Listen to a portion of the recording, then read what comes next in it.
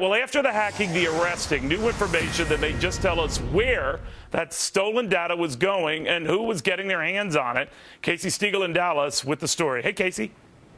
Hey, Neil, good to see you. Yeah, we're learning Texas and Mexico may be involved here, but the operative word is may, because I got to say there's conflicting information between a local police chief and the feds. But let's tell you what we do know. There have been an arrest.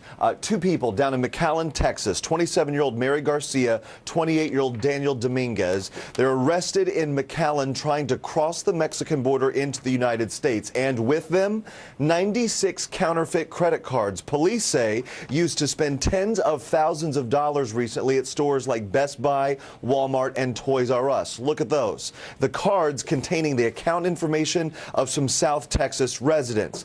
The McAllen police chief saying that some of the fraudulent accounts contained information that was indeed stolen in that massive Target security breach. But the chief is explaining that he believes there was a sense of urgency to use the hacked accounts because this breach with Target has been so widely publicized.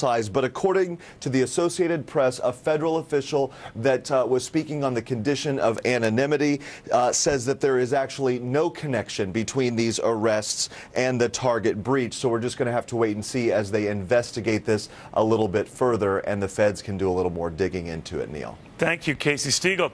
Well, cybersecurity analyst Mark Rash says that this is the next big threat to your financial security. And now it would appear, Mark, it's out of control.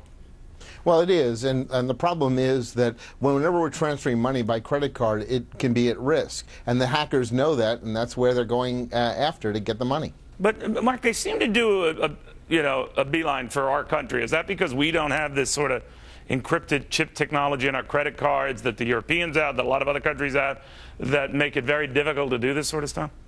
Well, it's not that difficult to steal the information. What the chip and pin makes it difficult to do is take that information and convert it to an actual physical card. But the real reason they go after American cards is because we have lots of money. Yeah, well, there is that, Mark. So we'll leave it to you to just put us back to reality.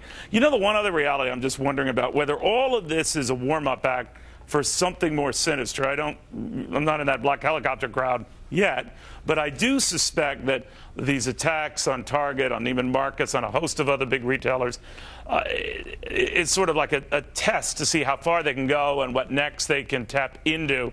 And I think they're discovering how easy this is. That is, whether this is coming from abroad in Eastern Europe or Russia or wherever, that they're getting ready for something big. My only question is what?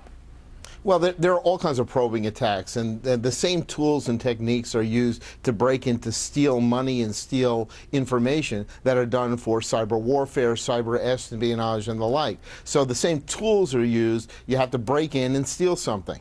No, they're stealing it. Mark, thank you very much. Mark Rash. In the meantime,